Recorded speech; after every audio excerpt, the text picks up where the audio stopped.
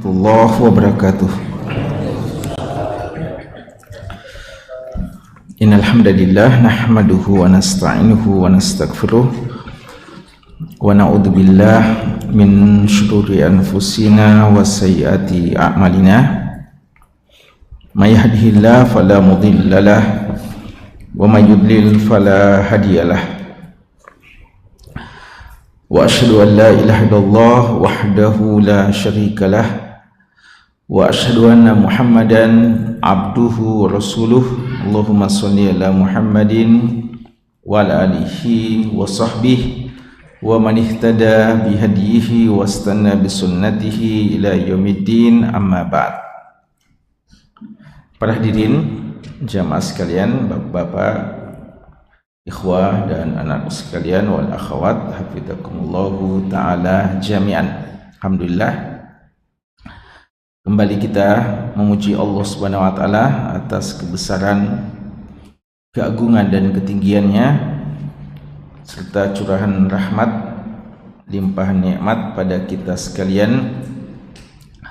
Pada malam hari ini dengan izin Allah dan taufiknya kembali kita berkesempatan hadir bermajlis untuk sama-sama membaca dan menelaah hadis-hadis yang datang dari Nabi kita yang tercinta Rasulullah Muhammad SAW.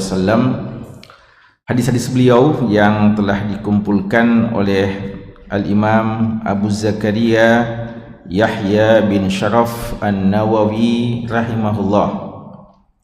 Kitab hadis karya Imam Nawawi yang beliau beri judul dengan Riyadhus Shalihin min kalami Sayyidil Mursalin. Riyadhus Shalihin tamannya orang-orang soleh, min kalami Sayyidil Mursalin yang berisikan sabda dari pemimpin penghulu para rasul Nabi kita Muhammad sallallahu alaihi wasallam. Jamaah sekalian, pembahasan kita pada malam hari ini sudah sampai pada bagian-bagian terakhir dari kitab tentang wajibnya haji dan keutamaan ibadah haji.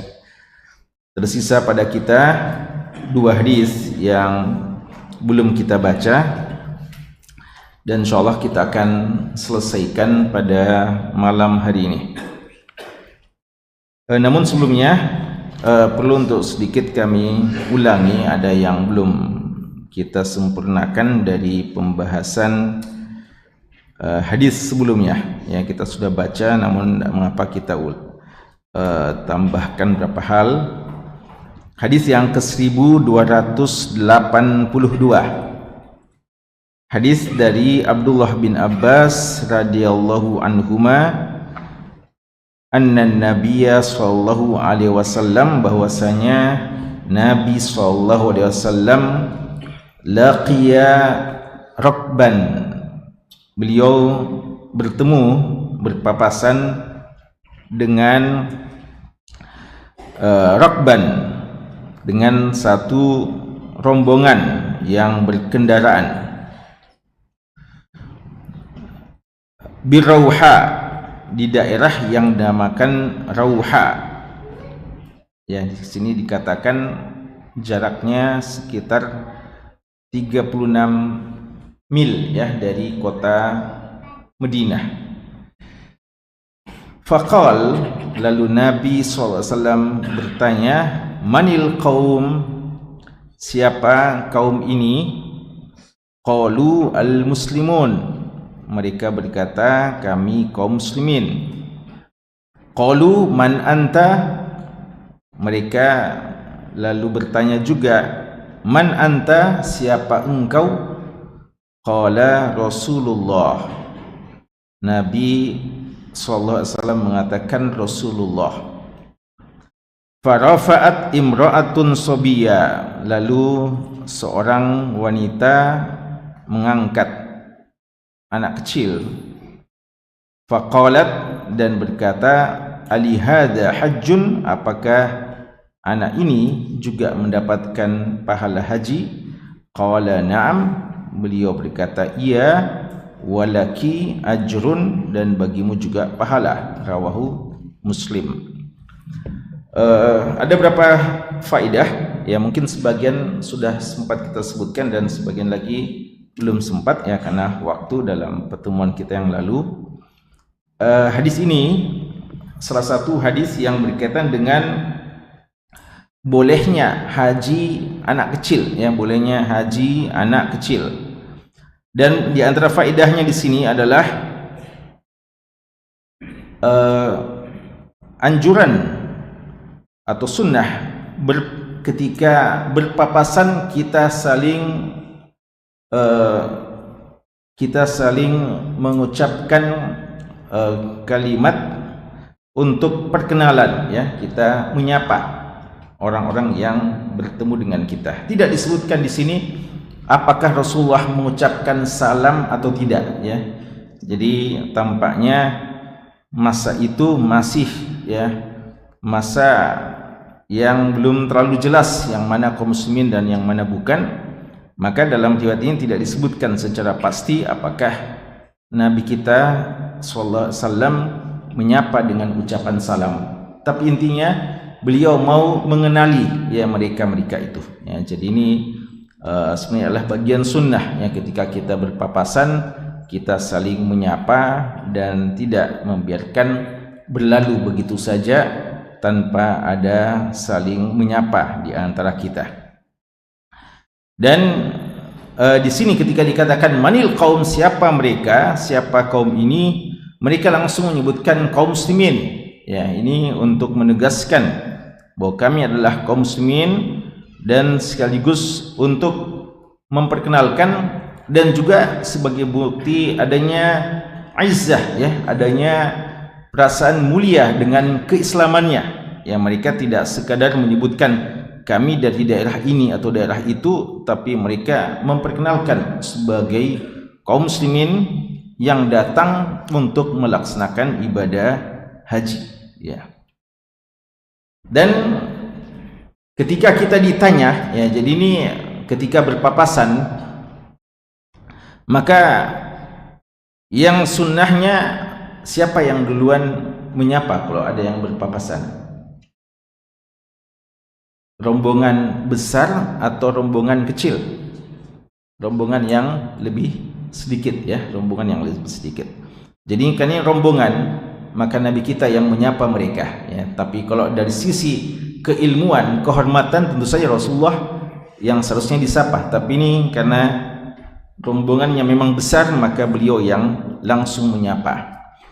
Dan ketika kita menyapa, maka kita juga berhak untuk disapa, atau kita juga sepatutnya siap untuk memperkenalkan diri ya. Ketika Rasulullah mengatakan manil qaum, mereka bilang al muslimun, maka mereka balik tanya man anta, siapa kamu ya.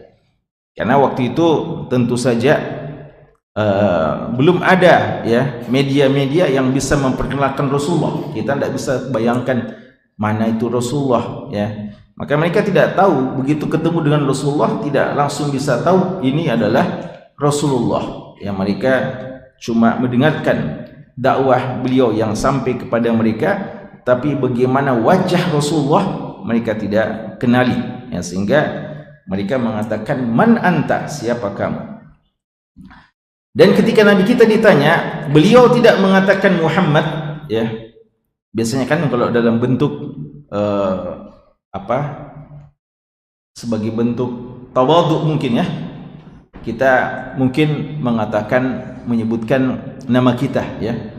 Jadi umpama antum seorang pejabat, umpamanya seorang tokoh, ketika ketemu ada orang yang tidak tahu siapa antum ditanya siapa, mungkin sebagai bentuk tawadhu antum tidak langsung bilang saya fulan ya, saya bupati ya, atau saya pimpinan di sini, saya ya menyebutkan jabatan, tapi mungkin kita sebutkan nama. Mungkin di sini ada yang bertanya, kenapa Rasulullah menyebutkan Rasulullah? Kenapa beliau tidak mengatakan Muhammad saja ya, sebagai bentuk tawadhu? Ya ini tentu saja lain makamnya ya, lain tujuannya ya. Di sini beliau mau memperkenalkan dia sebagai Rasulullah, sebagai jalan untuk siap menjawab pertanyaan-pertanyaan.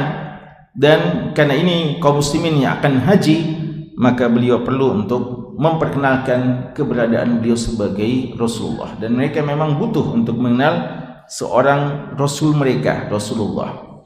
Dan kadang Rasulullah dalam hadis yang lain mengatakan, ana sayyidu waladi Adam wala fakhr.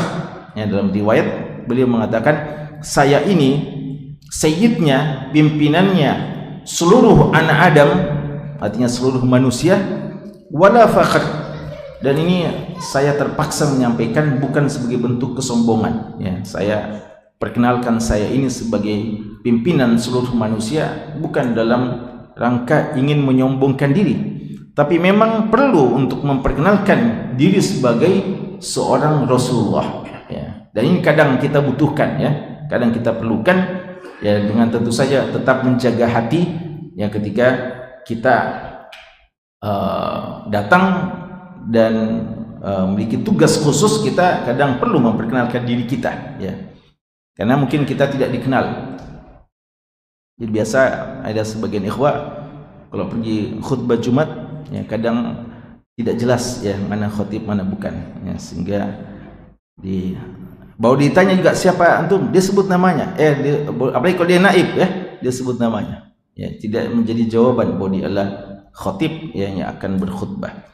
Jadi tidak sebagai bentuk kesombongan, tidak mengapa Anda katakan saya ini ustadznya, saya ini yang akan menyampaikan materinya, saya tokohnya dan seterusnya.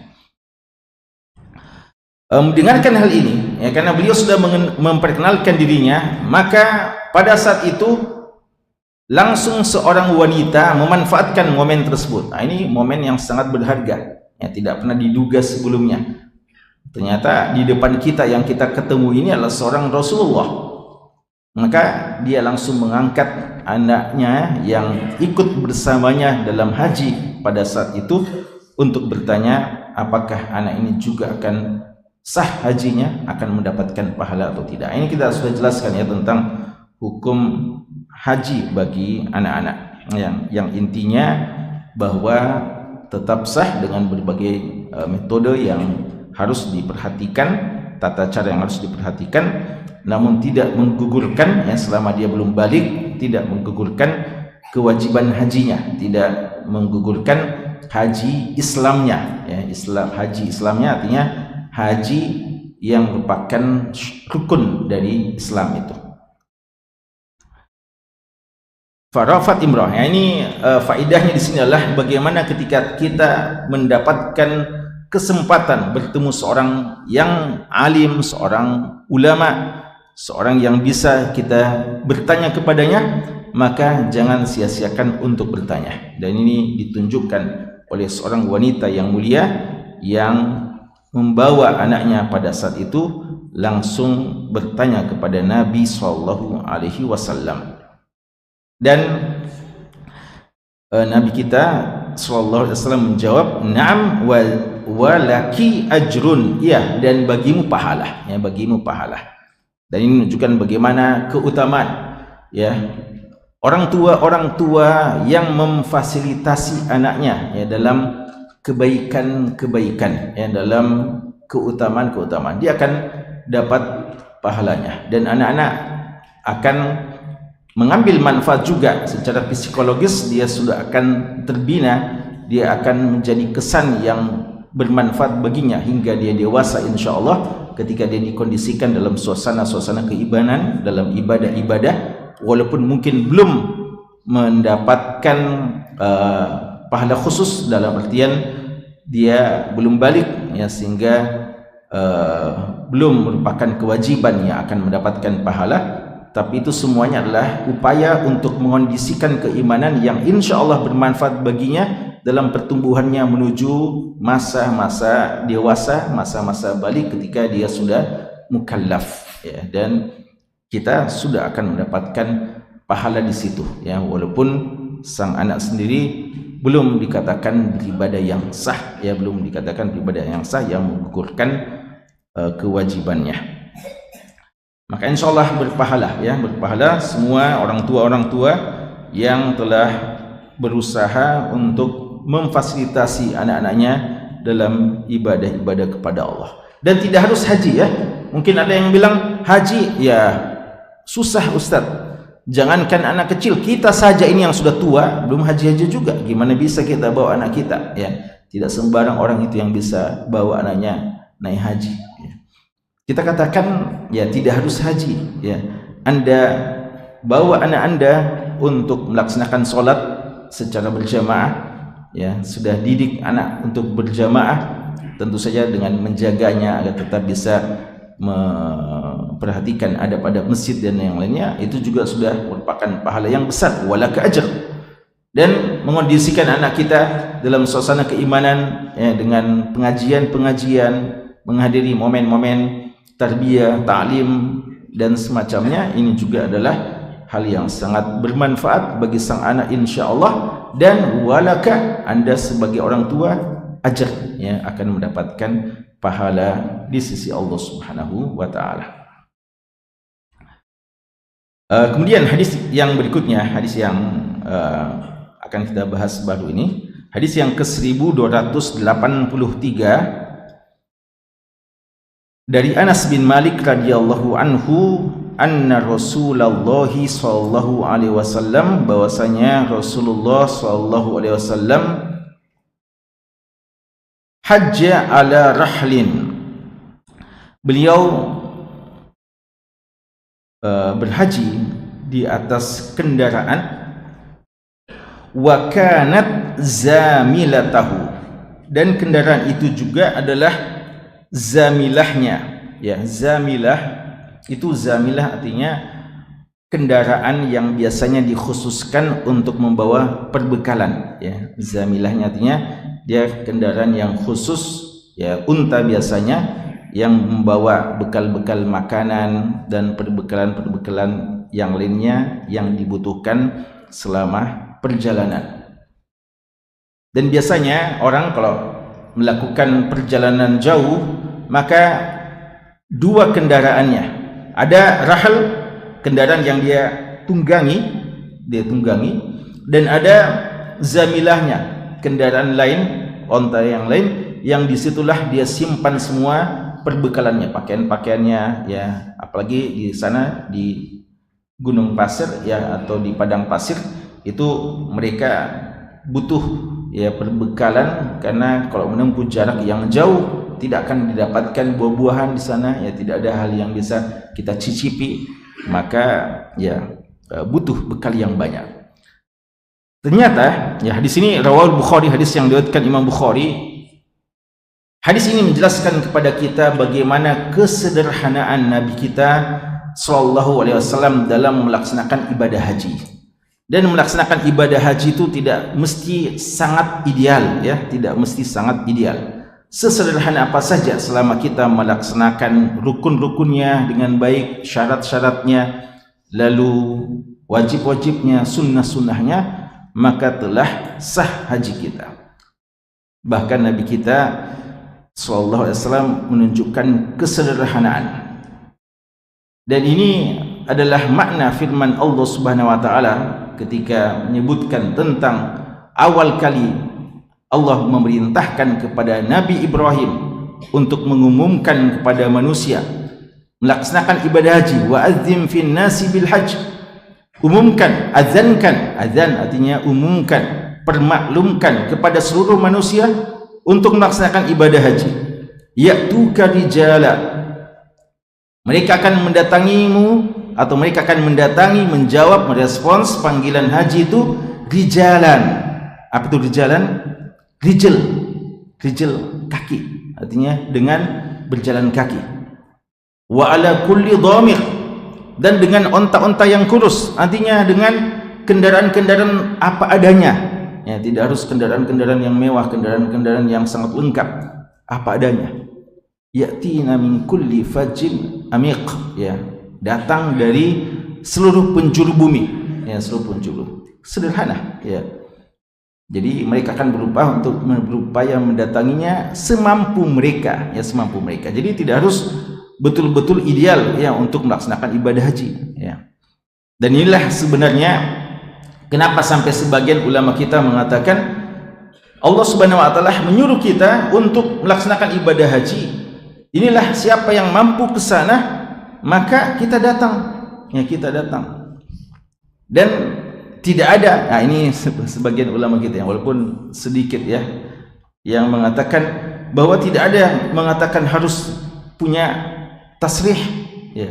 Tidak harus punya izin resmi ya, karena siapa saja yang bisa ke sana, paksakan, usahakan datang ke sana, silahkan ya.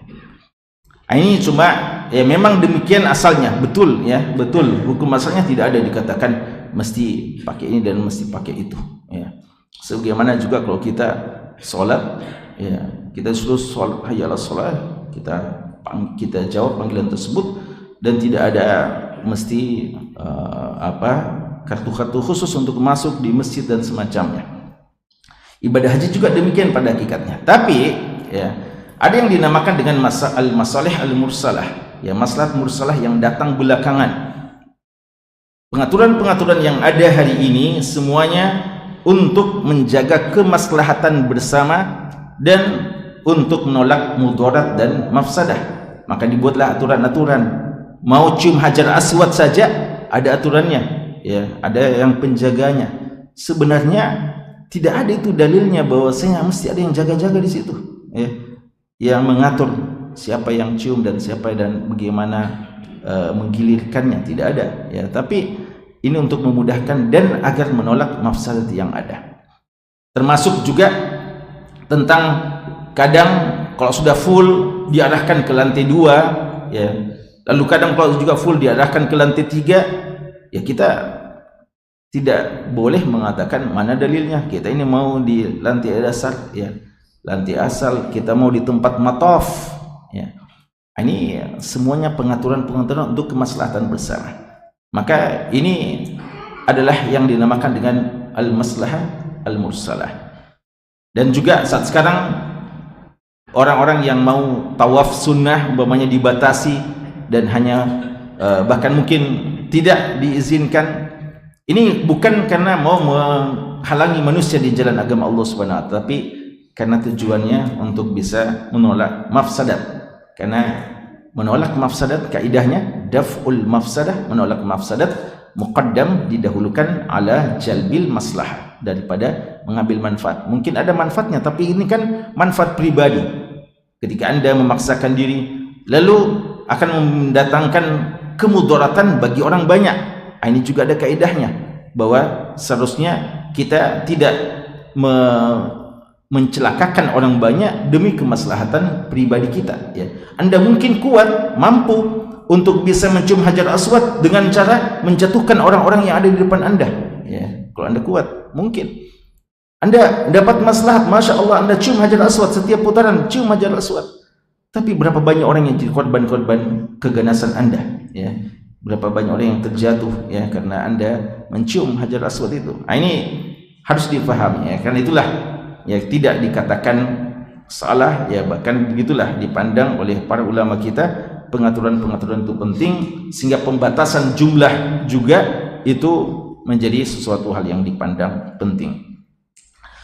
Kembali pada hadis ini jamaah sekalian, dalam riwayat Imam Ibnu Majah, hadis ini hadis Anas bin Malik, ada tambahan walaupun sebagian melemahkan riwayatnya, tapi sebagian mensahihkan riwayatnya. Syekh Al-Albani sendiri menganggap sahih bahwa Nabi SAW dalam hadis ini, beliau wa kana yarkab ala rahlin ras, beliau mengendarai onta yang ras, onta yang sederhana, yang biasa-biasa saja ya, yang tidak terlalu indah kelihatannya ya, yang mungkin agak kotor dan sebagainya, ras. Wa kanat qatifatuhu arba'a dirham, dan pakaiannya beliau juga ya, termasuk pakaian yang beliau gunakan adalah seharga 4 dirham saja ya, sekedar 4 dirham. Lalu beliau berdoa dan mengatakan, Allahumma ji'alhu hajja la riya'a fihi wala sum'ah. Ya Allah, jadikanlah hajiku ini sebagai haji karenamu, tidak ada riaknya, tidak mau dilihat oleh manusia, wala sum'ah, dan bukan untuk dibicarakan oleh manusia. Dan inilah haji yang dilakukan oleh manusia terbaik, haji yang paling berkualitas. Harus kita yakin hajinya Nabi kita sallallahu alaihi wasallam, dan beliau telah mengatakan litakhudhu anni manasikakum, ambil cara manasikku. Jadi bukan cuma dohir-dohirnya saja kita perhatikan, bukan cuma bagaimana cara tawafnya, bagaimana cara sa'inya, bagaimana beliau melakukan ini dan itu, tapi satu hal yang sangat penting, bagaimana juga kesederhanaan yang beliau ajarkan, dan yang paling penting dari itu adalah keikhlasan. Walillahi 'alan nasi hajjul baiti man istata'a ilaihi sabila. Dan karena Allah, lillah 'alan nas, wajib bagi manusia. Jadi sebelum dikatakan wajib, ingat nawaitunya dulu, lillahnya dulu, keikhlasan. Keikhlasan apatah lagi dalam ibadah haji ini. La riya wala sum'ah, bukan untuk dilihat oleh semua manusia, bukan untuk ditonton oleh manusia, dan bukan untuk dibicarakan. Ya, apalagi kalau kita sekedar bangga-banggakan fasilitas kita, bahwa haji dengan fasilitas yang terbaik, tidak ada masalah. Tapi apakah kita tidak bertanya pada diri kita bahwa kualitas ibadah haji saya juga pahalanya terbaik di sisi Allah atau tidak? Nah, ini yang paling penting.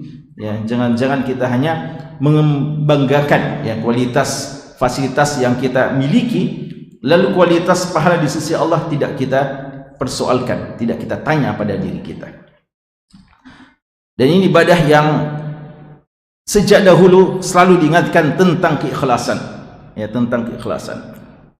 Walaupun dahulu ya mungkin keikhlasannya orang-orang dahulu itu lebih terjaga ya daripada kita hari ini, karena kan mereka dulu kalau haji baru ya yang sulit ikhlas itu karena mereka biasanya kalau sebelum berangkat kan buat acara-acara ya, orang kampung semuanya pada tahu ya, nanti juga kalau pulang ya akan disambut.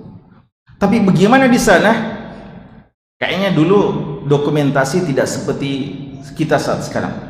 Dulu kan kamera itu hanya milik wartawan saja ya. Sekarang kita semua wartawan, kita semua ya. Dulu saya ingat ya, ada teman SD kami profesinya bapaknya wartawan ya, entah wartawan Fajar atau Pedoman Rakyat ya, lupa ini wartawan. Dia yang selalu kita lihat bawa kamera. Banyak semua orang itu bisa punya kamera, sehingga mungkin apa yang mereka lakukan jamaah haji ketika dulu ibadah di sana tidak ada yang mereka bisa perlihatkan ya, palingan mereka bawa kodak-kodak ya, perlihatkan, tapi itu kan bukan mereka ya, cuma lihat bagaimana sebenarnya Ka'bah, Hajar Aswad. Kita dulu oh gini Hajar Aswad, subhanallah ya. Saat sekarang masya Allah begitu mudah kita melihat bagaimana keadaan di sana. Cuma masalahnya saat sekarang banyak orang disibukkan dengan mendokumentasi dirinya ya. Dan payahnya biasa dia bilang ya tunggu ya, saya angkat tangan dulu ya. Jadi angkat berdoa dengan khusyuk ya, dan berusaha bilang menangis, lalu ya sudah ya, lalu begitu belum ada sempat doa sudah langsung diturunkan ya. Tidak ada doa yang diucapkan, yang sekedar untuk mau dilihat ya. Allahumma musta'an. Ini apa namanya? Bukan kayak yang dinamakan riaan ya, suatu haji yang karena riya saja, atau sum'ah, saya telah begini telah begitu ya. Ini perlu kita hindari ya, perlu sangat ekstra hati-hati. Jangan ibadah yang cuma kita mampu laksanakan satu kali saja, kesempatannya cuma satu kali, kita sia-siakan, kita buyarkan ya pahalanya dengan ya mau menyebut-nyebutnya dan mau dilihat ya, mau ketahuan dan tidak ikhlas kepada Allah Subhanahu wa taala. Lihatlah teladan kita ya, beliau dengan segala kesederhanaannya, lalu beliau juga berdoa dan ajarkan kepada kita, ya Allah, jadikanlah haji ini haji yang ikhlas, tidak ada riaknya dan tidak ada sum'ahnya ya. Jadi riak dari kata-kata ru'ya, tidak mau dilihat, bukan karena mau dilihat, sum'ah ya dibicarakan dengan sama ya, artinya menjadi bahan pembicaraan, orang bicarakan ya di sana sini. Ya, hadis yang terakhir dari masalah haji ini, hadis Abdullah bin Abbas radhiyallahu anhuma, beliau mengatakan, kanat ukaz, adalah ukaz, wa majinnah, wa dzul majaz, tiga daerah ini, aswaqan, adalah pasar-pasar fil jahiliyah, di masa-masa jahiliyah. Fata'assamu an yattajiru fil mawasim, lalu mereka setelah datang Islam, mereka ta'assamu, merasa berdosa kalau mereka berdagang, berbisnis, jual-jualan, jual beli pada saat musim-musim haji.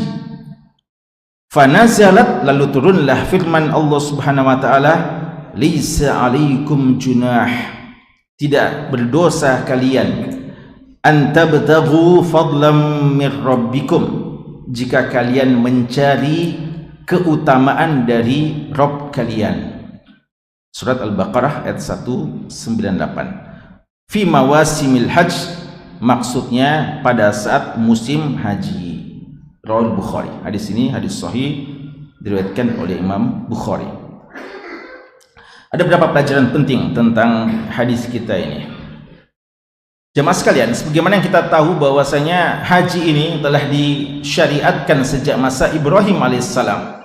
Dan sebelum datang Islam, orang sudah pada berhaji. Ka'bah itu sudah menjadi pusat ibadah. Walaupun banyak pelanggaran-pelanggaran yang terjadi pada tata cara ibadah hajinya orang-orang jahiliyah ya, seperti mereka telanjang ya, bertawaf dan juga bersiul-siul dan sebagainya, tapi intinya mereka membesarkan Ka'bah ya. Kenapa mereka telanjang? Karena mereka merasakan kita ini orang berdosa sehingga perlu kita ya betul-betul poros ya, membersihkan dosa-dosa kita ya, sehingga ini semua fikrah-fikrah jahiliyah yang ada pada masa itu. Tapi intinya ibadah haji itu sudah dikenal masa yang lalu.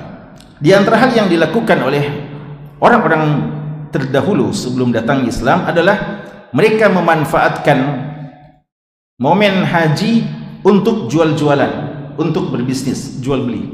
Maka di masa itu, masa dahulu, ada beberapa tempat yang menjadi pusat-pusat perdagangan, ukaz, majinnah, dan dzul majaz. Ini tempat ini adalah aswaq.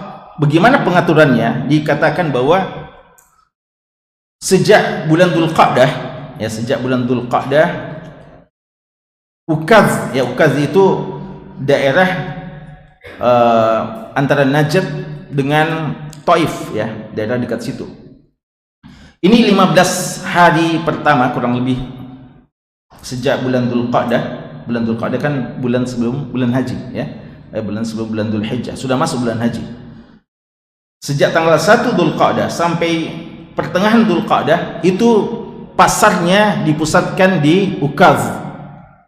Ya, sama dengan kan biasa kita ada pasar pekanan ya. Pasar pekanan ya. Jadi ada waktu-waktu tertentu ya, orang pada berjual beli di sana. Maka jadi karena mereka berjalan menuju ke Mekah ya. Jadi pertama dipusatkan di daerah Ukaz selama 15 hari. Lalu setelah itu jalan lagi sudah dekat ke Mekah, itulah tempat yang dinamakan Majinnah. Nah, ini pertengahan paruh kedua, pertengahan terakhir dari bulan Dzulqa'dah. Jadi 15 sampai akhir dari Dzulqa'dah. Lalu ya kan ini sudah menjelang ya, sudah bulan Dzulhijjah, maka mereka bersiap-siap untuk ke Mekah, untuk ke Ka'bah, untuk ke Arafah dan seterusnya. Maka dzul majaz ini sejak tanggal 1 Dzulhijjah sampai hari Tarwiyah, 8 hari ya, 8 hari kurang lebih. Ini kan masa-masa sebelum wukuf di Arafah. Mereka masih manfaatkan untuk jual beli ya, mereka masih manfaatkan untuk jual beli. Itu yang mereka lakukan. Lalu ketika datang Islam, maka mereka pada ragu-ragu. Ta'assamu artinya yakhsha alaihi minal ism. Dia khawatir jangan-jangan kita dosa kalau begini. Kita mau haji, kenapa kita masih bawa barang dagangan, masih sibuk jual beli, masih sibuk dengan bisnis kita? Atau mungkin memang sengaja kita sudah siapkan, mumpung orang pada ngumpul di sana, maka kita bawa segala hal yang bisa kita perdagangkan, ya. Kan biasa, ini satu pikiran bisnis yang bagus ini. Memang sudah momennya, momen orang pada kumpul. Tapi mereka dikhawatirkan dengan beberapa dalil-dalil yang mereka fahami bahwa jangan campur adukan antara ibadah dan bisnis, ya, dengan perdagangan dan semacam ini. Dan kita disuruh untuk bisa ikhlas dalam melaksanakan ibadah haji dan bersungguh-sungguh dalam pelaksanaannya. Maka fata'assamu, mereka langsung berhenti, ya, atau paling tidak mereka ragu-ragu dan merasa berdosa untuk meneruskan hal tersebut. Allah turunkan firman-Nya, ya, di surat Al-Baqarah, ya, surat Al-Baqarah, laisa alaikum junah, tidak berdosa, ya, tidak berdosa, an tabtaghu fadlan min rabbikum, kalian mencari fadl artinya rezeki yang halal dari Allah Subhanahu wa taala. Artinya boleh, ya. Abdullah bin Abbas radhiyallahu anhuma dan beberapa ahli tafsir ketika menafsirkan ayat ini, beliau tambah fi mawasimil hajj, ya, sehingga sebagian orang menyangka ini ayat ini sambungan dari ayat tersebut, padahal dia adalah kalimat tafsiriyah, menafsirkan maksud dari ayat tersebut. Laisa alaikum junahun an tabtaghu fadlan min rabbikum, maksudnya di musim-musim haji tidak dosa kalian untuk berbisnis, berjual beli, ya, pada saat musim haji. Kata ulama kita, inilah salah satu makna firman Allah Subhanahu wa taala ketika Allah mengatakan wa'adzim fin nasi bil hajji ya'tuka rijala wa ala kulli dhamir ya'tina min kulli fajjin amiq. Lalu kata Allah apa?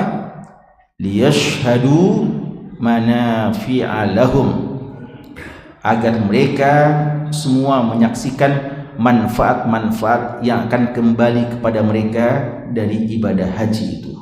Kata ulama kita, manfaat duniawi sebelum manfaat ukhrawi, ya. Kalau manfaat ukhrawi jelas begitu banyak keadaan-keadaan pelaksanaan ibadah haji yang memberikan tambahan keimanan pada diri kita, ketakwaan kepada diri kita, hati kita begitu dekat rasanya kepada Allah di masa-masa seperti itu. Jelas manfaat akhiratnya sangat banyak. Tapi ternyata bukan cuma manfaat akhirat yang kita dapatkan pada saat kita melaksanakan ibadah haji, juga manfaat duniawi, pertemuan dengan saudara kita, membangun relasi dan seterusnya, itu bisa juga kita lakukan di ibadah haji, ya. Manafi'alahu, manfaat duniawi dan ukhrawi. Jamaah sekalian, dan ini menjelaskan kepada kita manhaj pertengahan dalam Islam, wasatiyah, dalam menyikapi dunia dan akhirat, ya, dalam menyikapi dunia dan akhirat. Tujuan utama kita adalah akhirat, tapi kita tidak dilarang, bahkan dianjurkan dan disyariatkan untuk mengambil manfaat dari hal-hal yang halal dari dunia ini. Sebagian mengatakan, kenapa dikatakan mungkin kita dapat pahala kalau kita juga berbisnis untuk mencari rezeki yang halal, padahal Allah hanya mengatakan laisa alaikum junah, tidak berdosa. Artinya hukumnya apa? Tidak berdosa, mubah, bukan dapat pahala, ya. Kata ulama kita, ungkapan laisa alaikum junah ini sebagai penjelasan terhadap apa yang mereka sangkakan bahwa dosa. Jadi bukan berarti tidak berpahala. Kalau Anda berbisnis, Anda berjual beli dengan tujuan untuk mendapatkan rezeki yang halal, untuk bisa memberikan kepada keluarga Anda nafkah, dan juga untuk bisa berinfak dan yang semacamnya, ini tentu saja bukan sekadar boleh, tapi juga berpahala, ya. Tapi laisa alaikum junah, kata-kata tidak berdosa ini hanya sebagai jawaban terhadap sangkaan dari sebagian yang menyangka bahwasanya, ya, mereka itu berdosa kalau melakukan bisnis pada masa itu. Dan ini juga ulama kita mengatakan bahwa Seseorang boleh berbisnis yang ada hal-hal yang kelihatannya bersifat akhirat di situ, ya. Dia menjual buku-buku Islam umpamanya atau apa saja yang di samping dia berdakwah, maka dia juga yang mendapatkan pahala duniawi dalamnya. Dan lanjutan ayat-ayat ini Allah katakan apa? Faminan nasi may yaqulu rabbana atina fid dunya wa ma lahu fil akhirati min khalaq wa minhum may yaqulu rabbana atina fid dunya hasanah wa fil akhirati hasanah wa qina adzaban nar ulaika lahum nasibum mimma kasab wallahu sari'ul hisab. Lanjutan ayat ini Allah mengatakan di antara manusia ada yang kalau berdoa hanya mengatakan ya Allah atina fid dunya, berikanlah untukku kebaikan-kebaikan duniawi. Dunianya saja dia ingat, ya. Sampai ketika dia berada di padang Arafah, di tempat-tempat yang mustajab, yang dia ingat cuma doa-doa duniawi saja. Kata Allah Subhanahu wa taala, wa ma lahu fil akhirati min khalaq, ya mungkin dia mendapatkan kebaikan duniawi sesuai dengan doanya dan Allah berikan, tapi tidak ada bagiannya sedikit pun dari kebaikan akhirat. Dan yang mana yang ideal? Apakah kita cuma minta akhirat? Ternyata tidak. Allah katakan wa minhum may yaqul, ada juga yang mengatakan, dan inilah doa sapu jagat yang diajarkan oleh Nabi kita sallallahu alaihi wasallam yang paling banyak beliau ucapkan, may yaqulu rabbana atina fid dunya hasanah, kebaikan di duniawi, wa fil akhirati hasanah, dan ditakkid lagi wa qina adzabannar, jauhkan kami dari api neraka. Itulah manusia masih akan mendapatkan kebaikan-kebaikan dari Allah Subhanahu wa taala, dan Allah Maha cepat hisabnya, sariul hisab. Dengan catatan penting ya, bahwa memang ada sebagian ibadah yang tidak boleh kita campur adukan urusan dunia pada saat melaksanakan ibadah tersebut. Umpamanya ketika kita berada di masjid, di sini tidak boleh kita bilang mumpung kita kumpul-kumpul ini banyak-banyak ini orang, ya sambil kita ikut-ikut talim juga saling ya baku promosi satu sama lain. Ya, apa jualannya antum? Ya apa antum? Ya saling promosi di sini. Ini tidak boleh, ada larangannya untuk di masjid. Tapi kalau di luar, ya maka silakan, mumpung ya kita ketemu, ini antum apa usahanya, antum apa usahanya, kita saling tukar informasi. Ini tidak ada masalah ya, selama bukan di tempat-tempat yang terlarang. Dan lihatlah bagaimana Allah Subhanahu wa taala mengatakan dalam konteks salat Jumat. Allah katakan ya ayyuhalladzina amanu idza nudiya lis-salati min yaumil jumu'ah fas'au ila dzikrillah. Ya, kalau sudah ada panggilan salat Jumat, bersegera kepada zikrullah. Apa itu zikrullah? Khutbah, bukan salat ya. Kan ada yang biasa bilang, jangan dulu ya, khutbah dia itu belum salat. Nanti kalau sudah mau qomat baru kita masuk ya. Padahal Allah mengatakan ila dzikrillah, dan yang masukkan zikrullah, pendapat yang kuat dari ahli tafsir adalah khutbahnya. Sejak khutbah kita disuruh untuk hadir. Wazarul bai', tinggalkan jual beli. Di situ tidak boleh lagi ada transaksi jual beli pada saat azan dikumandangkan, azan kedua maksudnya, azan ketika waktu salat Jumat telah masuk. Waktu salat Jumat maksudnya waktu penyelenggara, waktu ketika khatib sudah naik di atas mimbar. Wazarul bai'. Nanti ya, itu yang lebih baik darikum khairul lakum. Nanti Allah mengatakan setelah itu apa? Fa idza qudiyatis salatu, ya kalau sudah selesai salat, jadi kita konsen dulu dalam ibadah. Fantashiru fil ard wabtaghu min fadlillah wadhkurullaha katsiran la'allakum tuflihun. Ini yang diajarkan oleh agama kita yang mulia. Tidak dilarang jual beli, bahkan sangat-sangat dianjurkan.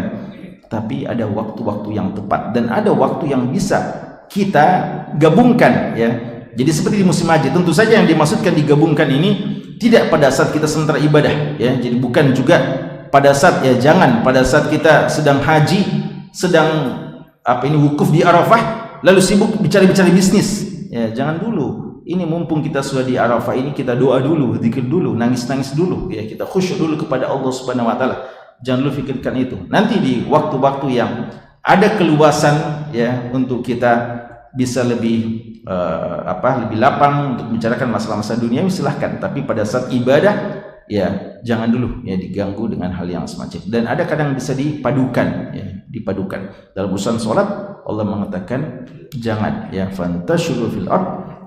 Ya kalau sudah selesai silahkan berpencar dan cari rezeki dari Allah ya. Dan ulama kita mengatakan, Allah selalu mengatakan apa? Wabtaghu min fadlillah. Diingatkan bahwa rezeki ini bukan karena usahamu, bukan karena kehebatanmu, tapi ini fadl dari Allah. Apa saja rezeki yang kita dapatkan, yang kita jemput, semuanya adalah pemberian dari Allah Subhanahu wa ta'ala. Kita diperintahkan berusaha, rezeki telah Allah tetapkan dan telah Allah Subhanahu wa ta'ala siapkan untuk kita. Apakah kita mau atau tidak? Nah, ini yang menjadi masalah. Dan apakah kita memilih rezeki yang halal atau tidak? Nah, ini yang jadi masalah.